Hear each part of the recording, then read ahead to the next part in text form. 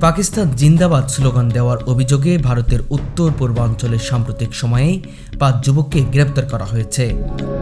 স্থানীয় প্রশাসন জানিয়েছেন, ঘটনাটি একটি জনসভায় সংঘটিত হয়, যেখানে এই যুবকরা রাজনৈতিকভাবে সংবেদনশীল বক্তব্য দেন এবং স্লোগান দেওয়ার মাধ্যমে সামাজিক অস্থিরতা সৃষ্টি করতে চেষ্টা করে।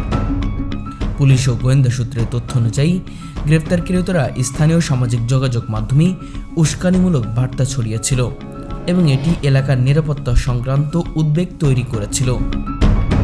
বিশেষজ্ঞরা বলছেন, এমন ঘটনা কেবল ব্যক্তিগত স্বাধীনতার সীমার মধ্যে নয়, বরং এটি দেশের আইন ও সুরক্ষা কাঠামোর সঙ্গে সরাসরি সম্পর্কিত। ভারতীয় কর্তৃপক্ষ সতর্ক করেছেন যে পাকিস্তানের সমর্থন বা উস্কানিমূলক কর্মকাণ্ড ভারতের অভ্যন্তরীণ শান্তি ও নিরাপত্তার জন্য হুমকি স্বরূপ হতে পারে। গ্রেপ্তারকৃত যুবকদের বিরুদ্ধে আইনি প্রতিক্রিয়া শুরু হয়েছে এবং তদন্ত অব্যাহত রয়েছে।